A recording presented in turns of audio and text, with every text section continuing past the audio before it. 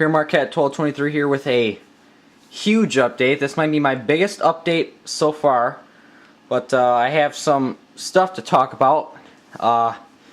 Well, of all my Adams and Westlake lanterns that I put up for sale, all but one sold, and coincidentally, that'd be the Erie, which I find really odd, because Erie stuff is pretty desirable.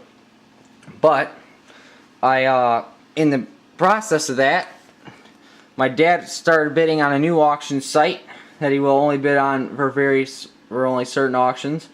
But these next few things you're going to see come directly from the auction of a famed railroad guy named Stanley Baker, whose 70-year collection is being auctioned off. And I have some globes. I have some globes and 2 lanterns to talk about. Well, actually 3, but one you already know about. The Erie and the Jupiter are behind me to make room.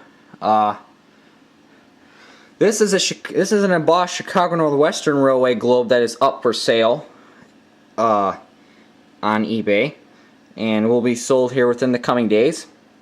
It's just plain on the back with the Corning logo. I believe that's what the CNX, if I remember correctly, stands for. This is a Sioux Line globe. It is embossed, and on the back of it, it actually has something. It says "Safety First," which I find pretty neat. This globe I am keeping. I wanted to at least keep maybe a couple of things and sell off some.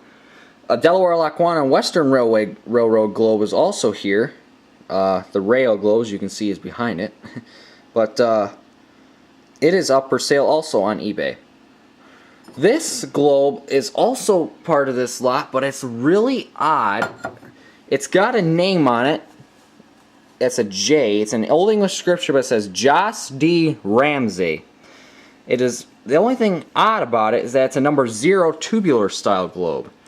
Now, if you were to put a name on it, which we have figured out that it is most likely a conductor or somebody special for the railroad and went for a presentation lantern, that you would put it on a smaller globe, one about the size of a Dietz Vesta globe is usually what they put those globes on. And we just find it odd that it's on a number 0 globe. This red globe here in the background is just a Dietz number 39, but I'll get to that in a minute. But I have some lanterns to talk about in this huge update. I'll start with this one first. I will bring it over here. Candle needs to get out of the way. There. Well, I'll actually come around here and turn on the lights for you. There. Use the background light too. Now like I said, I'm making a transition from short globe lanterns to tall, and I'm actually considering doing all Michigan railroads and selling everything and just collecting all Michigan railroads, but I mean, I'm going to take some time before I finalize that decision. This is an Adams and Westlake Reliable. It was made for the Boston and Maine Railroad, which is a pretty desirable and very collectible railroad. This lantern is very valuable, and we got it for cheap with another lantern in the very same lot. As you can see, the globe, which really screams that this is what brings the value up, is the globe, and it's embossed B&M RR for the Boston and Maine Railway. On the top here you can see it is a newer one, judging because of the style lid. Adams and Westlake Company, Adlake, Reliable, New York, Chicago, Philadelphia. On the brim here, it's marked with all the patent dates, which as you can see is a very extensive list. On this side, if I move it, the globe is clear. It is marked BMRR on the lid also. And you can see the lantern is in extremely good condition.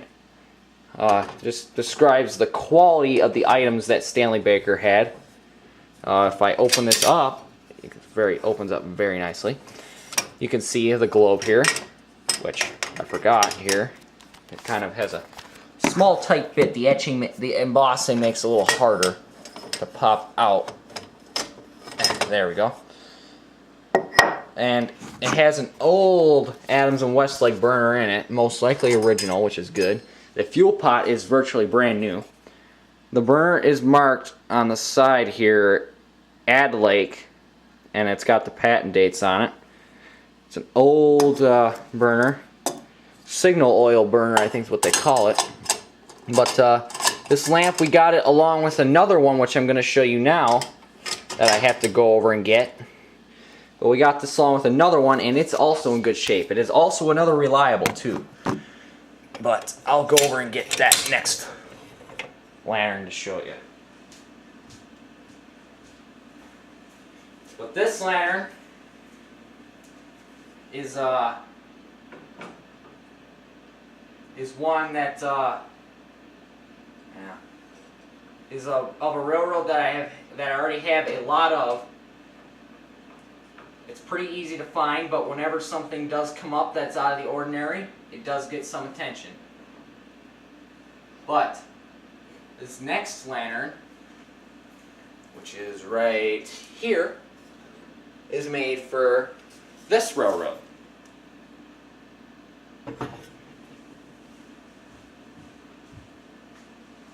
The New York Central Railroad. This is an older Adlake Reliable. It's marked on the top, Adlake Reliable, Adams and Westlake Company, New York, Chicago, Philadelphia. Now the metal on these tends to have a chocolate brown when it's aged. I don't know why, but it's pretty neat. You can see the globe was embossed in YCRR. The lid is also says NYCRR right there. This one is virtually identical to the other one, except that the burner is another Adams and Westlake burner, but it's a smaller wick size, which I find really interesting. Which I find really interesting and odd, because it must just be something to go with the period. But I have one other little Adlake thing to mention before this part of the update is done. Just set him back up here. Back up here alongside. And get his handle where I like it. I'll fiddle with it later. But it has to do with the my reliable switchman's lantern.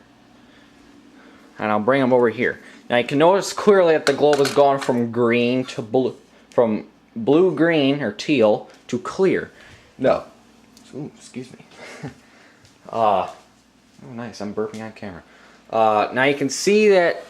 Now the only way I'd switch is if it's something to do with value, and it is. We found that all the globes that we got fit the lantern, but the one that I liked the best was this, and it is the oldest of the globes. It is marked NYC and STL-RR, and the globe has somewhat of a yellowish tint to it, if you notice, because this globe was the oldest globe of all of them. Now, for those of you that aren't railroad gurus like me, this was pretty embarrassing how long it took me to figure this out, but it took me about maybe a week or two to figure out what railroad this was. I'm not too familiar with it, but this railroad is actually more widely known as the Nickel Plate Road. And if I were to be smart and actually look, if you were to look on the 765's dome, one of the 765 steam domes, you would clearly see this painted on there. Now, I have one more Adams and Westlake lantern to show you, and it is, from my opinion, my prize, because it is of my all-time favorite railroad and is the most awesome railroad. We got it from a collector who collects nothing but this and railroads that are related to it. But this is an Adams and Westlake Reliable, and it is marked for the Pure Marquette, my all-time favorite. Now this lantern is marked on the top, Adams and West Adlake Reliable, yada yada, same thing, patent dates. It's marked to full Pure Marquette on the back here, and it has something that none of my other lanterns have on it, and it has this stamped number in the lid. Now, if that's like an order number or what order it came from, I don't know. But whatever the case, this lantern is in extremely good shape. It's from a guy by the name of Ron, and he collects nothing but Michigan stuff, and he's downsizing his collection. He he has by far the largest Pierre Marquette collection I've ever seen, the greatest concentration of it. He has Pierre Marquette lanterns in about almost all globe colors, whether they're short globe, big 39 globe, whatever. He has bell-bottom lanterns, which aren't wire, they're similar to the switch lamp. He has bell-bottoms, he has red globes of these, he has like 3 other clear globes of these. He has a green one. He has a couple predecessors of the Pierre Marquette. He has the Flint in Pierre Marquette, which is a predecessor. He has a ton of those.